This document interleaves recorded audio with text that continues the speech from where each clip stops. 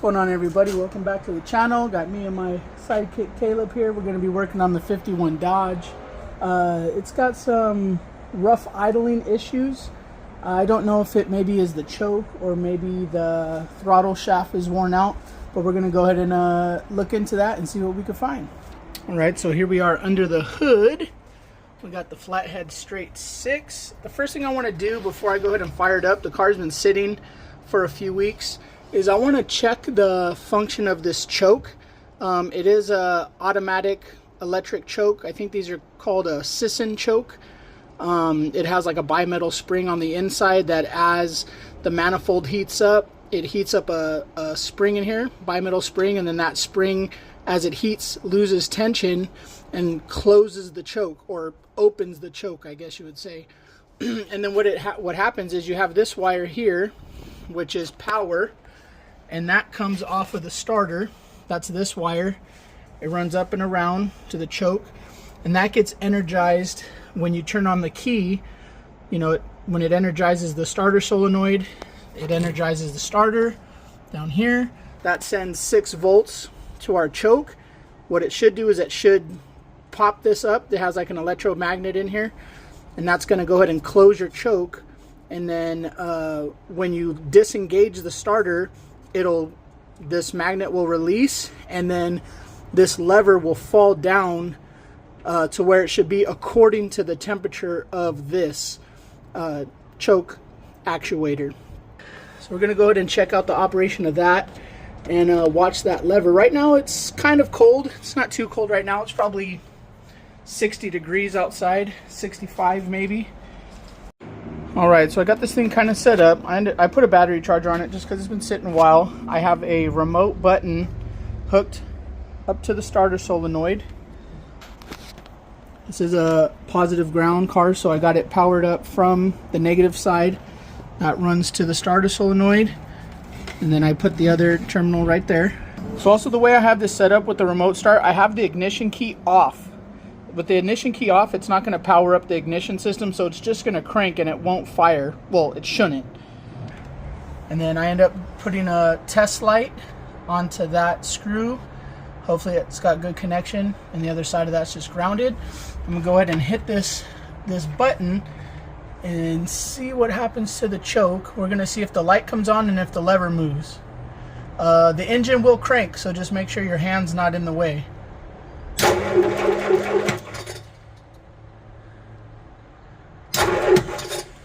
I don't see that choke moving. Got to be careful with these bare spark plug wires, because if you touch them, you'll get a nice little shock. Okay, so let me just make sure this guy's got good contact here. Okay, so we are getting power there. But the choke itself, the choke arm is not moving. But when I power it up, the choke arm is not moving. Now, I don't know. So that would be fully closed. So it should, when you power it up, it should suck that up. Let's see what happens. See that? Maybe I just needed to move it a little bit. Okay, so that is moving, and then it goes back down. It rests wherever that spring is set, depending on the temperature. So I'm sure if we went ahead and heated up that choke, that lever right there would drop a little bit. Okay, so now what I'm going to do is I'm going to go inside and turn the ignition on, and then start the car, and we're going to see what happens to that choke. See if, as it warms up, if that lever goes down a little bit. Alright, so I got the ignition on. We're going to go ahead and start it with this. We are going to make sure that we still got that choke powering up. So let's go ahead and see. So that is working.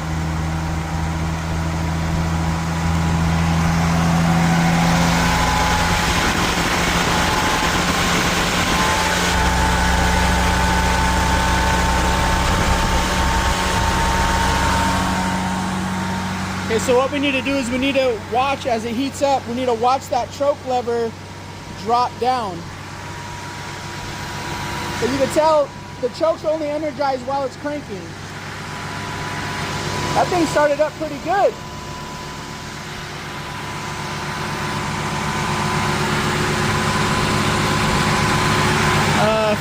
I think the fast idle might be a little high. I don't know if that's adjustable or not.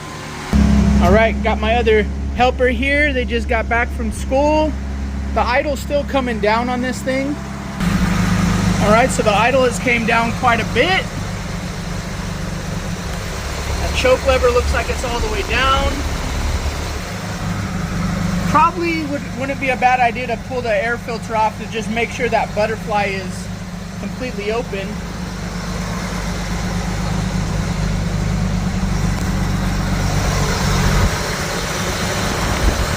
See how that lever dropped down quite a bit on the choke.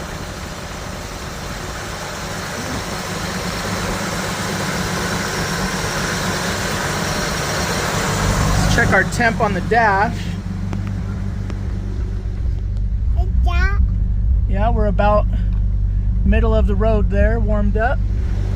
Bro, you keep putting the turn signals on. Where are you going?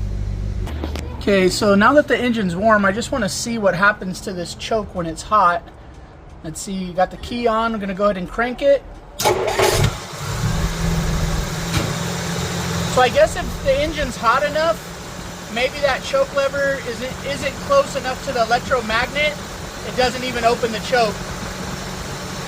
So it's idling pretty good right now, but what I ended up having to do to get it to run like this the last time, I had to pull this mixture screw almost all the way out. It was running really lean, almost to the point where it seems like this thing was gonna fall out. What I'm thinking is, I'm thinking that this throttle shaft is worn out in here. See all that play? See, and if I push on it, I'm not opening the throttle, I'm just kind of twisting that a little bit. It's like it develops an air leak right there. Because if I rev it up, the idle hangs, and you kind of have to kind of mess with this to get it to come back down.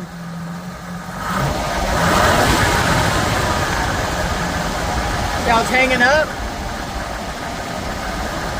If you kind of just mess with this, it finds its place. You might have to re-bush this. Put some bushings in there. But let's go ahead and see if it's actually leaking here. Use a little spray, brake clean, or some soapy water. Okay, so soapy water, brake clean, this is good stuff to check for intake leaks. Just be careful with the brake clean, spraying it on a hot motor. If it is flammable, it might go up, but it seems like this one works the best. So what I'm gonna do, I'm gonna just spray right next to that throttle shaft and see if the idle changes.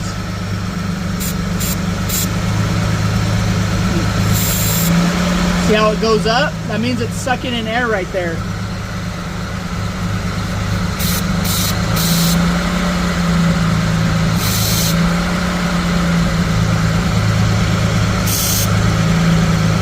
Probably got an intake leak.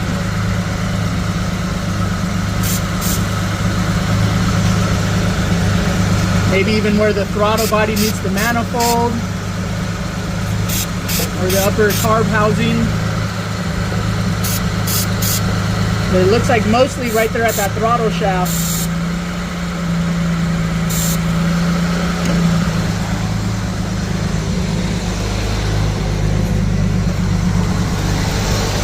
Check it on this side.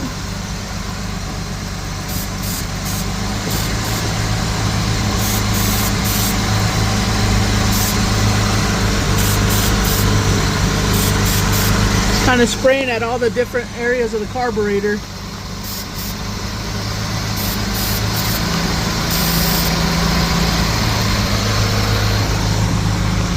So looks like we do got an intake leak there at the throttle shaft we might need to address. That's probably why it's running too lean. I want to just look down here and see if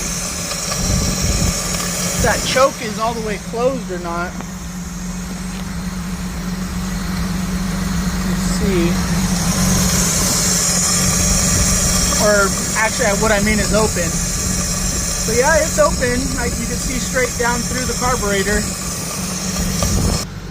All right, well that's kind of it for this video. We just wanted to see how that choke works and if it is working, and then also check for an intake leak there on the throttle shaft. The car's running okay right now, but it's kind of hit or miss with that intake leak. The last time I drove it, it was pretty cold outside and it did not want to idle as smooth as this. Like I said, I had to back that idle mixture screw way off to get it to run. All right, guys, see you on the next one.